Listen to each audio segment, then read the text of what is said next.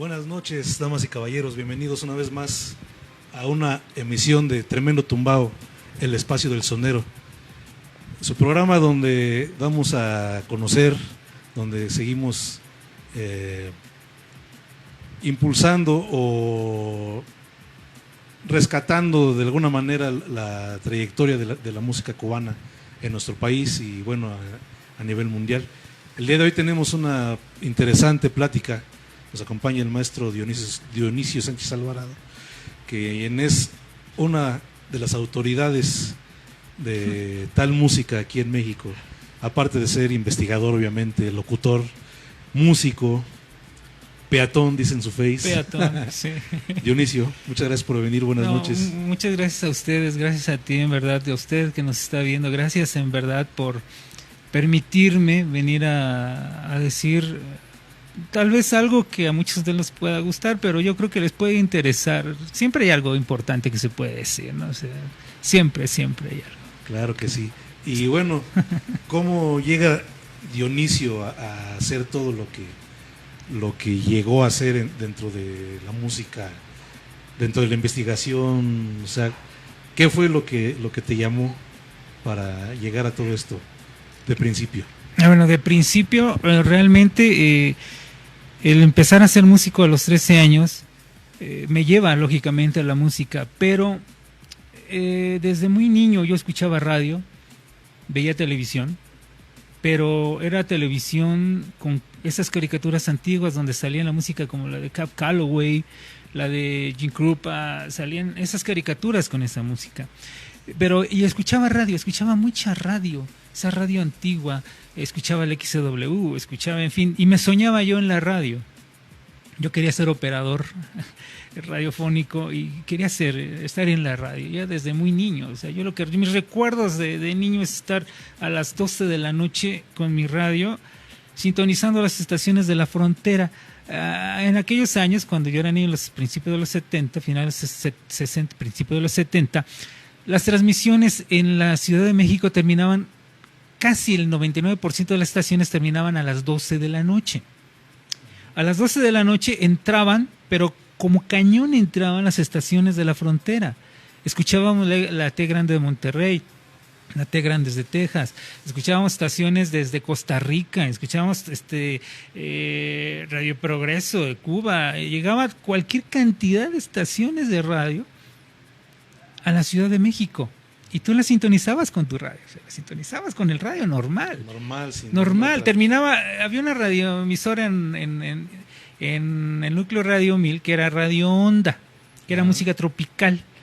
Terminaba Radio Onda de transmitir a las 12 de la noche y enseguida entraba la XT de Monterrey, la T Grande de Monterrey. Y así se sintonizaba. Así es como yo comienzo con mi gusto por la radio. Y comienzo el gusto de la música, porque yo a los 6 años ya estaba yo coleccionando discos. Yo a los 5 años ya sabía leer.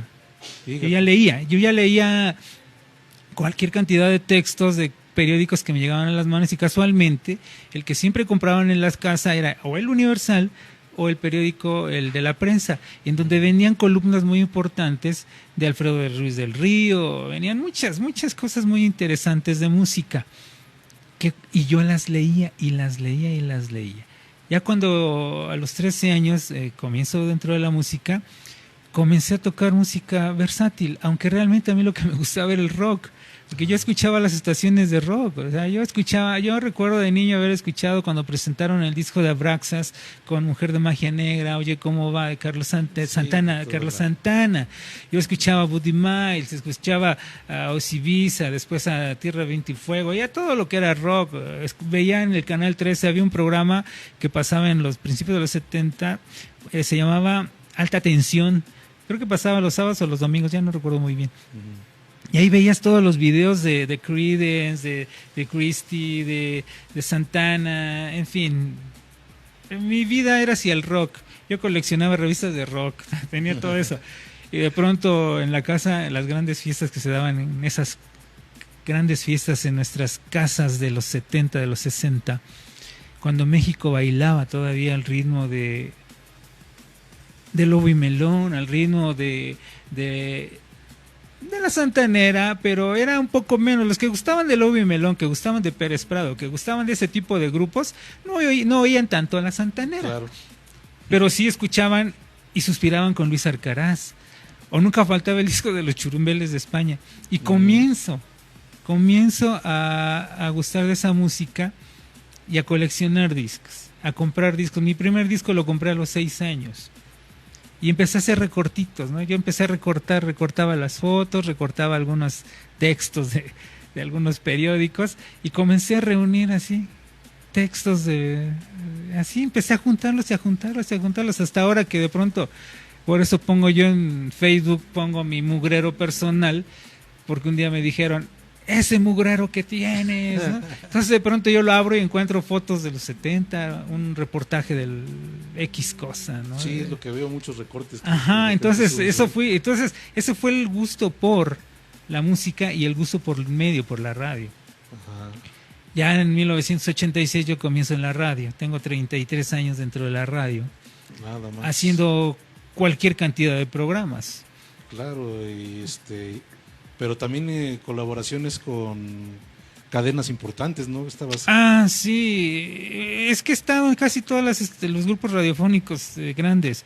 Estuve en Radiopolis, ahí estuve en la XCW colaborando, estuve en lo que era Estéreo 102, en la XCQ, en la XX, colaborando en cositas, colaborando muchos, ahí se hicieron programas en la Tropicú. Cuando la Tropicú 92. No me acuerdo del FM, se hicieron los especiales Tropicú, los hacíamos nosotros. Los especiales Tropicú.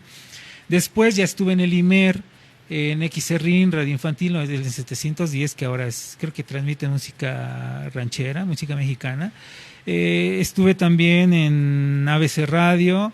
Estuve en Radio Programas de México, en Radio Red 11 años, en Radio Centro, algo se hizo en Núcleo Radio 1000 o en Grupo ASIR, algo mínimo, y ya de ahí hemos regresado, estuvimos en Radio 13 y actualmente estamos en ABC, y de pronto nos hablan, nos invitan a alguna cosa y con todo gusto lo aceptamos.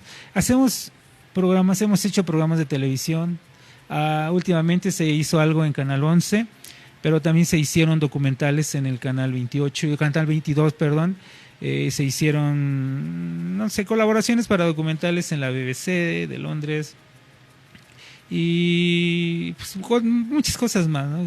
Sobre todo en radio lo que hemos trabajado, ¿no? Radio. La BBC de Londres, ya eso y bueno, y llegar a la música, sonera o a la música frontillana, a la música sabrosa, a la música tropical, llámele como quiera, usted llámele como quiera. Eso yo lo aprendí hace muchos años, porque de pronto me llamaban, me decían, es que no es música frontillana, es que no es música tropical, pero si utilizamos la palabra con la que mejor nos entendemos todos, yo cuando digo música tropical, todo el mundo sabe de qué estoy hablando, pero si le digo que es un son montuno, la gente van a decir, ¿qué es eso? Muchos. Pero entonces yo atraigo a la gente, le digo, vamos a escuchar música tropical. Y les pongo almendra. Para ellos es música tropical. Pero para mí, y después les voy a decir, es un danzón. Claro. Eso es lo que a mí me gustaba. Entonces, en radio empezamos a hacer eso porque de pronto conocí, por el conocimiento de andar tocando, el conocimiento de andar buscando, de estar leyendo y esto, me mandaron llamar de una primera estación. Y tuve la suerte de que querían que alguien que comentara, digamos, música tropical. Entonces yo ya sabía un poco. Y puedo decir que todo lo que fue la década 80, la década 90, esto les recomiendo, aunque ya hay pocos, pero yo andaba cargando, durante 20 años anduve cargando grabadora y cámara fotográfica. Y así capturé y entrevisté y he tenido testimonios de los últimos grandes soneros o músicos que existieron en México. Sí. Así fue, o sea, era algo que de pronto me acostumbré. Yo donde quiera que iba, tú me veías con mi grabadora, y esas grabadoras grandotas, o sea, no ahora el teléfono, que es bien fácil. Sí, ya. No, eran grabadoras enormes, con la cámara también, esas cámaras grandotas, y así andaba yo, cargando. Pero así pude documentar la primera presentación de Luis Ángel Silva Nava Melón en su barrio cuando regresa en 1987 de Estados Unidos. Mira. Lo documenté ahí en Santa María la Ribera, con fotos y con audio. O sea, el mismo Luis, el Melón, me decía, ¿tú tienes la grabación? Sí, sí la tengo. Pásame una copia. Claro que sí. Y así lo pude documentar. O sea, lo pude documentar. Y así te puedo decir cualquier cantidad. La última vez que de las últimas actuaciones en vivo que tuvo Manuel Osorno Buendía, el trompetista de Lobo y Melón, trompetista del Trío Caribe, trompetista de un montón de gente, del Son Clave de Oro, en fin. Yo la grabé, le tomé fotos. Imagínate que te topas tú, que estás comenzando en la música o en el son, te topas en un escenario, en un parque, en la trompeta Manuel Osorno Buendía, en los timbales Cucarachito, en el bajo Enrique Partida Callito, en el piano Salomón Jiménez, en las congas no me acuerdo quién era, no puedo acordarme quién era, pero te encuentras esos soneros de esa calidad y tú, chamaco, con una grabadora y una cámara grabándolos y preguntándoles de pronto alguna cosa. Es más que nada tener suerte también. Claro. Suerte de encontrarte a la gente y que la gente te permita acercarte a ellos. Y aparte que todavía estaba pues toda esa gran gama de soneros aún vivos. Ahorita ya ves que ya pocos quedan, sino es que ya...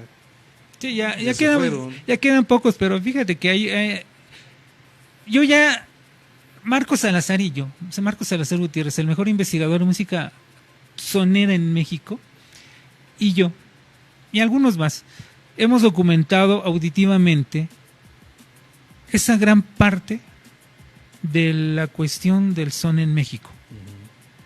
¿Sí?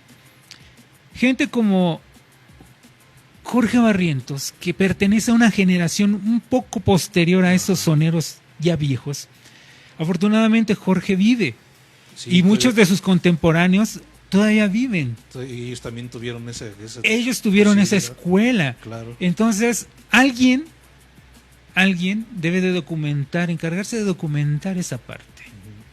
Y alguien más tiene que venir para que documente la parte que ahora es tremendo tumbao, son del ron, toque bulanga y tantos después, claro. Exacto, todos estos soneros muy jóvenes.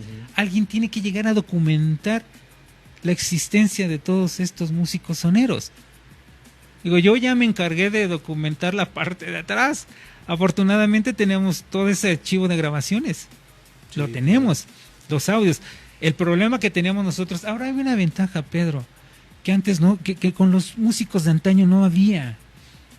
Tú de pronto le preguntabas a Cucarachito, timbalero, de Lobo y Melón, en fin. Oiga, una entrevista, ¿me puedes dar? Platícame. Ay, no, pregúntale al Melón. Yo no hice nada. O te encontrabas con cantantes soneros viejos, ¿no? Manolo de la Rosa, Chico Andrade, Nacho Telles con esfuerzos, pero habló, Panchito Morales también muy amable. Pero la mayoría de esos soneros viejos nos decían, no, yo no hice nada importante. Pregúntale a Tony Camargo, él sí hizo cosas importantes, pregúntale a Melón, a ellos sí, ellos hicieron algo, yo no hice nada. Se menospreciaban porque no tuvieron más alcances internacionales. Sí, exacto. Entonces, afortunadamente ahora los medios están abiertos y la gente tiene un poco más abierta la mente. Digo, cualquier chavo ahorita de los soneros, bueno o malo, te va a platicar y al menos te va a decir dónde nació. Y va a estar dispuesto a que si tú lo invitas, vienen. No te creas. Bueno, hay sus excepciones todavía. Ah, claro, Pero o sea, sí. pero sí se puede hacer. Claro, sí. Y con los antiguos, no, perdón cuando que les diga antiguos, pero no, ¿eh? O sea, y tuvimos la fortuna, te digo, de que más que nada con tu trabajo, con nuestro trabajo, abrir puertas. Sí. Llegó un momento en que el primer gran, digamos, internacional, aparte de Melón y de ellos, que entrevistamos nosotros fue Silvestre Méndez. Ah, Después de Silvestre Méndez, compositor, Yiri Bom, todo esto, mucho, o sea, lo puede ver en cualquier cantidad de películas ustedes, o sea, sí. lo puede ver ahí bailando Yes. con Chocolate, con las rumberas, y con Kiko Mendive, con todos ellos. Bueno, después de Silvestre, comenzó a llegarnos una serie de números telefónicos de músicos y de artistas que querían que los entrevistáramos. Fue una cadenita. Ajá. Llegó un momento en el que, digo, me acuerdo muy bien que nos mandó decir Anselmo Sacasas, el fundador de la Casino de la Playa, ¿cuándo me van a entrevistar a mí esos mexicanos? Quiero que me entrevisten. O sea, ni en Estados Unidos, donde él vivía, ya daba entrevistas. Mira. Y a nosotros nos concedió una entrevista. Bebo Valdés, ya nadie se acordaba de Bebo Valdés. O sea, el Bebo Valdés de Lágrimas Negras es así como que el boom que tuvo Sí, último. el último. Pero nosotros buscamos a Bebo Valdés en Suecia, lo encontramos. Nadie se acordaba de Bebo Valdés. Y acababa de grabar un disco que se llama Bebo Rise Again, o sea, Bebo cabalga nuevamente. Y casualmente lo entrevistamos, platicamos varias veces con él. Y así encontrábamos a la gente. O sea, tu trabajo te abre puertas. Sí, claro. Entonces, aquellos que no han querido venir contigo, algún día van a pedir venir. Y así suele suceder. Sí.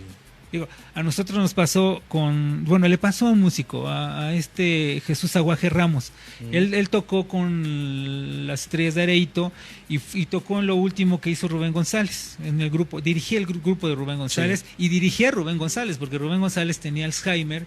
Ajá. Y ya se le olvidaba. O sea, Rubén González se seguía tocando media hora y si no lo parabas, sí, ahí que se quedaba. Él se quedaba clavado tocando, Rubén González.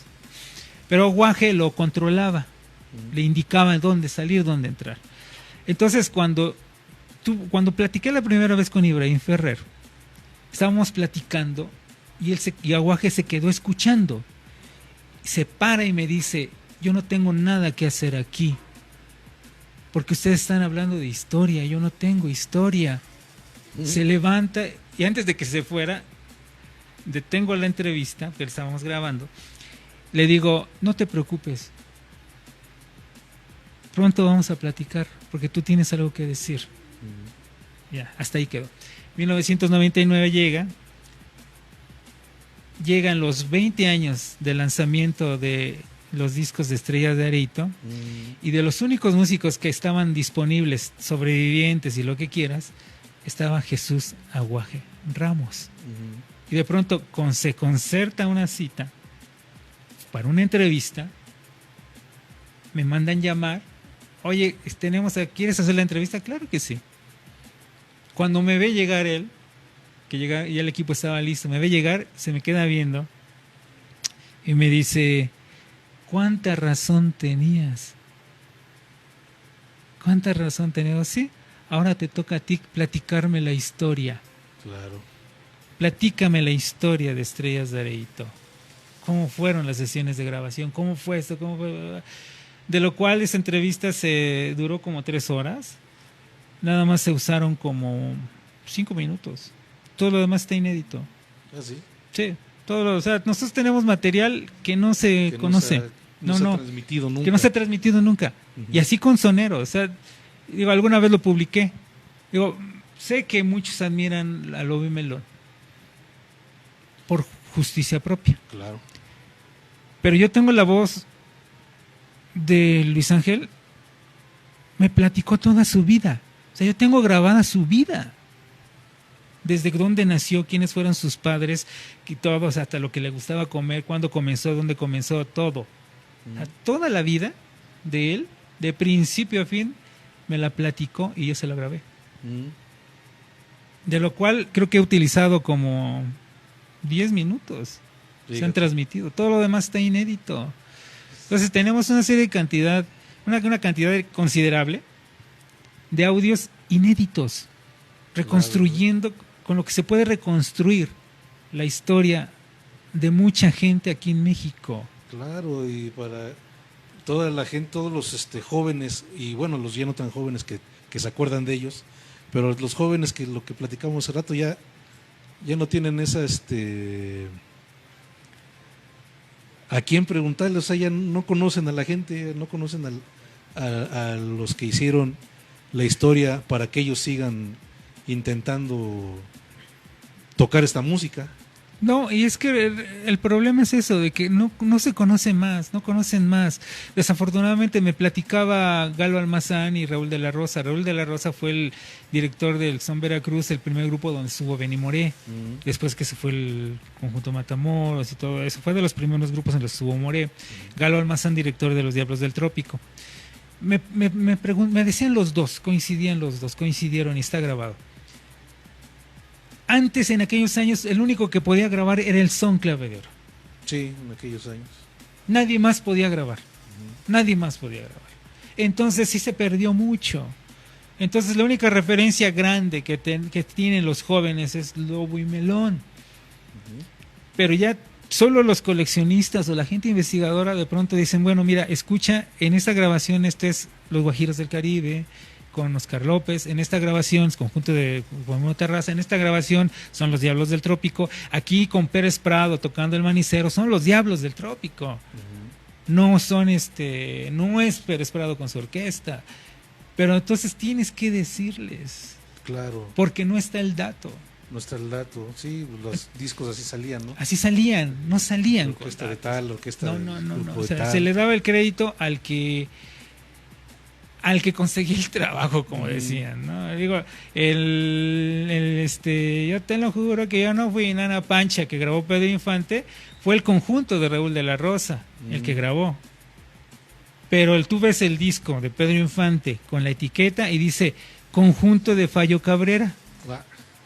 Pero era el conjunto de Raúl de la Rosa. Pero ahí tramposamente Fallo hizo que le pusieran su nombre a la etiqueta original de Peerless. Ajá. Entonces, en México hay mucha historia. Nada más hay que acercarse a quienes la tienen. Claro. Acercarse a quienes la tienen. Hay que acercarse como a ti, como a Marcos. O sea, son unas fuentes totalmente confiables. Se nos acaba el tiempo, Dionisio. Nos dura muy poquito el programa. Pero bueno, esperamos que en otra ocasión claro que sí. podamos seguir con esa plática y a ver si acepta Marcos venir también a... claro, inclusive podríamos, ya si se invitan a Marcos, bueno, podemos hacer que se traiga algo de esas cosas raras o esas fotos extrañas de archivos que tenemos que son joyas verdaderas. Sí, ¿no? Porque bueno, ya escucharon toda la historia que nos platicó ahorita condensada aquí Dionisio, de toda esa gente que ellos conocieron. Digo, conocieron desde el Son Cuba de Marianao, ¿no? Desde sí, ellos. al director, a Lalo Ruiz, aunque otros dicen que fue Arsenio Núñez, pero todo coincide en que fue Lalo Ruiz. El primer grupo de son cubano que llegó a México. Sí, fue amigo de nosotros. Y también tengo grabado toda la historia del Son Cuba de Marianao. Lo tengo grabado en la voz viva de él y está inédito todo eso. Fíjate, todo está una inédito. Delicia. Sí. ¿Cómo encontramos a Dionisio en las redes, en Facebook? En Facebook como Dionisio Sánchez Alvarado, en Instagram también Dionisio Sánchez Alvarado, en Twitter como @Dionisio Bohemio También tengo una página donde escribo de todo. Escribo tanto de música sonera como de... Hoy puse algo de Vicente Fernández, que era odiado por José Alfredo Jiménez. Y así por el estilo. Escribo del Pozo Olivares, lo que es la historia alrededor de... Te lleva el son, te lleva a esas historias alternas. La historia así de la vida popular. De la México. vida popular, de lo que sucedía. O sea, ¿qué sucedía cuando Lobo y Melón tocaron? O sea, tú te quieres imaginar, o sea, te repito, para quienes admiran al grupo. A Lobo y Melón, ahora se asombran porque Luis Miguel canta ante 40,000 personas, 20,000. Lobo y Melón tocaron ante 60,000 personas en Veracruz. Nada más. Entonces, esos datos se pueden encontrar de pronto, los podemos encontrar ahí en redes sociales. Tengo un canal de YouTube donde también tengo fragmentos de entrevistas, es canal de Dionisio Sáenz Alvarado presenta. Ahí hay algunos fragmentos de nuestras entrevistas, de unas cuantas, es un puñado nada más, porque han sido cientos de entrevistas. Muy bien, pues se nos acaba el tiempo, lamentablemente nos veremos la próxima. Gracias, Dionisio. No, gracias a y ustedes, después gracias hacemos otra cita para seguir platicando. Claro que sí. Gracias, hasta la próxima. Gracias, hasta Buenas luego. noches.